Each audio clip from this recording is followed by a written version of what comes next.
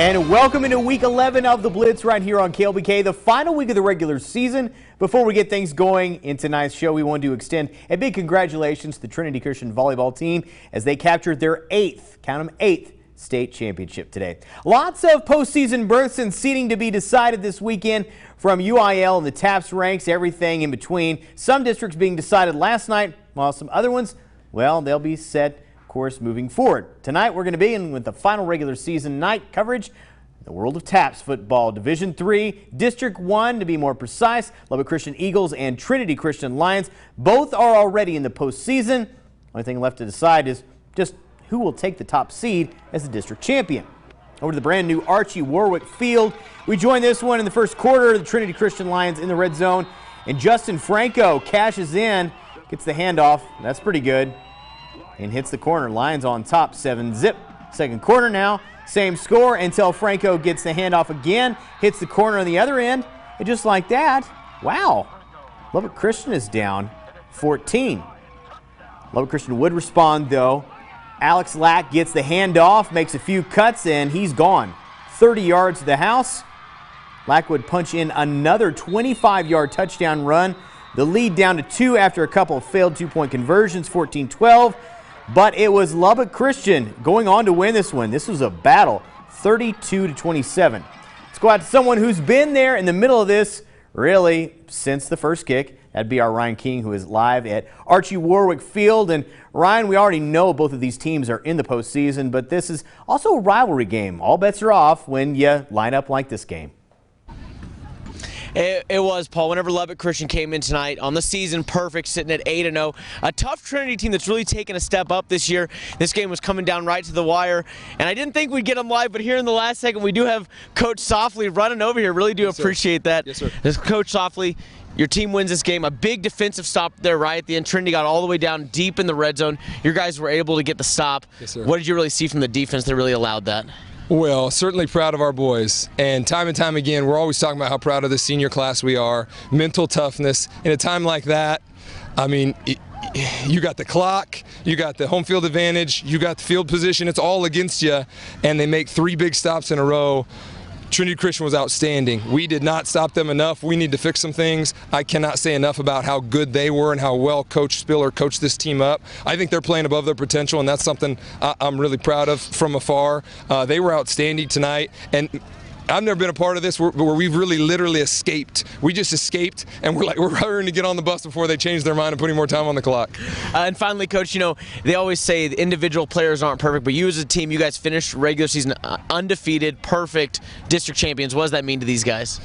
I think it's really special. It's something that obviously when they keep score on the scoreboard, you want to win. You want to come out with the most. That's simple basics. But we also want to play for something greater than that. And so when we talk about our goals and our priorities in life, we want to max out. We call that a total release of all that you have toward becoming like Christ. Man, we want to be better. And you know what? We didn't do that tonight. We got to win, and we're perfect on the year. But we understand that our effort was not perfect and that we didn't give a total release. As a matter of fact, I think Trinity probably did a better job of that than us, and the fact of the matter is life's not fair because the scoreboard's going to reward us. We'll be the ones with the district champion undefeated, and yet I think there's a lot of praise and probably clapping in the heavens for what they did with their talent.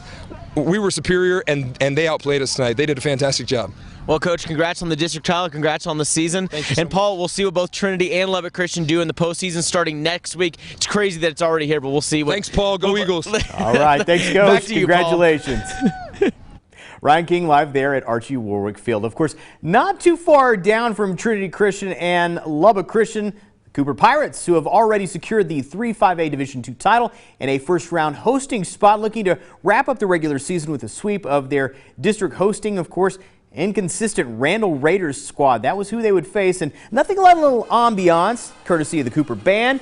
First Randall possession, driving the ball, 4th and short. Pirate defense stands tall. Turnover on downs, ensuing drive here. Isaiah Johnson with a short carry for the TD.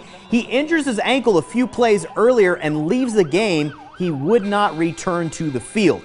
The next Randall possession, a deep pass here from Jacoby Norman to Brandon Ellison. Boy, he was open. Ties the game at 7. Next Pirate possession is not a good one for Cooper. as they are going to cough the ball up. And Dylan Shine picks it up, takes it to the house. Cooper comes back, though, and they win this one. 37-31 is your final score. Let's go to over at Lowry Field, Monterey and Lubbock High. Battle for the Spurs. Already 7-0 Monterey in the waning moments of the first quarter. After a Lubbock High turnover, Monterey cashes in. Corian Bailey with the keeper and hits the pylon. It's 14-0 Plainsman. Second quarter, next possession for Monterey. Bailey off to the races. He's gone. Almost 70 yards to pay dirt. 21-0 Monterey. And it was all Monterey tonight. 62-34. It is late, very late in the fourth quarter. Last night in town, Caprock, Coronado doing battle. Playoff spot on the line after the Rock's first possession yields nothing. The Mustangs go to work. Quarterback Sawyer Robertson leads Coronado down the field, avoids the sack, rifles it to Will Boyles for the TD to cap an 8-play, 69-yard drive. This would be the only scoring in the first quarter. Out of the second pass from Robertson to Caleb Manuel, he's gone. 53 yards to pay dirt, 14-0 Mustangs, and they ramble on to the postseason as they take that number 3 spot in the district. 40-14 is your final score. I think they did a great job of battling all year. We played a really tough schedule, and you know, they took a lot of criticism a little bit, and they learned how to fight, and I think we're better now than what we were when we started.